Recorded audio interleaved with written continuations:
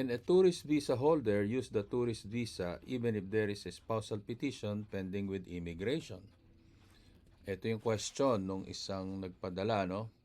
Hi, my husband has a tourist visa and I'm planning to petition him so he could stay here in USA permanently. Will the immigration forfeit his tourist visa or won't allow him to enter US while ongoing processing po yung spousal visa? Any ideas po? Mas malaki ang tsansa na mabigyan ng tourist visa ang nakapetisyon na asawa ng green card holder. Bakit? Kasi it takes around 3 to 4 years bago maging current ang petition ng legal permanent resident spouse. Kaya pwede siyang, kung meron naman siyang tourist visa, I don't think that will be a problem. Ano po?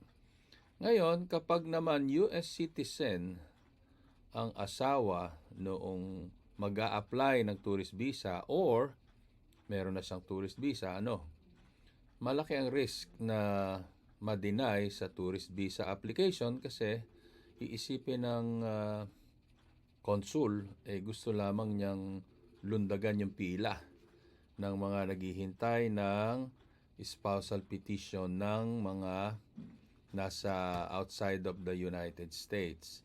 So ngayon, kaya siya mag-a-apply ng tourist visa para dito na lang siya sa Amerika magkumuha ng green card. Kasi po there are two ways to get a green card. Ano po, two ways? One is consular processing and the other is adjustment of status. Yung consular processing, kapag outside of the United States, ang tawag po dyan, consular processing, doon ka magpa-process sa US Embassy. Kapag nandito ka naman sa Amerika, pwede ka mag-apply ng green card kung ang asawa mo ay US citizen, hindi ka nalalabas ng Amerika, dito ka na mag-a-apply ng green card. So, yun ang iniiwasan ng consul na lulundag sa pila yung US spouse ng US citizen. Kaya ngayon, baka hindi siya mabigyan ng visa. So, hintayin na lang yung spousal petition. Pero kung gusto rin lamang makarating sa Amerika, ang suggestion ko, instead na spousal petition, fiancé petition na lamang dahil hindi na kailangan pang magpakasal sa Pilipinas kasi sa Philippines, it takes at least 10 days for the marriage license to be issued. Ano po? Kapag naghintay dyan ng kakasal, magpapile pa yon ng marriage license. So, it takes 10 days. So, yung mga US citizens or usually yung mga nagbabakasyon dyan sa Philippines, ang maximum lang nila na bakasyon ay mga 2 weeks. So, medyo gipit sa panahon para maghintay ng spousal petition. And besides, mas mabilis ma-process ang fiancé. Ang requirement lamang sa fiancé, they must have met personally within the last 2 years. So, hindi kailangan magpakasal. Ngayon, may tanong, yun bang green card holder, pwede bang magpetisyon ng fiancé? Hindi po. Only US citizens can petition a fiancé. Ano po? So, tandaan natin yan. Na ang US citizen lamang ang pwede magpetisyon ng fiancé. Ang green card holder, hindi. Kailangan pakasalan niya yung asawa niya bago mapetisyon.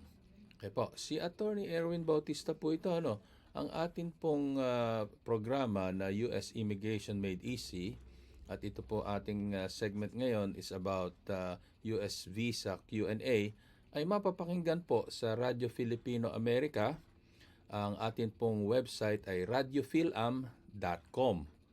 RADYO Philam FILAM.com. Yan po yung ating shortcut na website, radiophilam.com.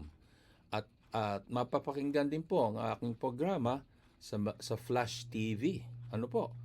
Yan po yung estasyon ni Miss Joy, Rustia at saka ni Tatay Rani diyan sa Philippines. So, sumubaybay lamang po sa US Immigration Made Easy at ang ating pong segment ngayon or episode ay devoted to US Immigration Made Easy. Okay po, so kung meron kayong mga question dyan, just send me a question through my Facebook account, Attorney A. Erwin Bautista, A-T-T-Y, space, letter A, and then Erwin, and then Bautista. Yan po aking Facebook account. O punta po kayo sa bautistalaw.com. bautistalaw.com. Meron po dyan link na contact us and then send your email.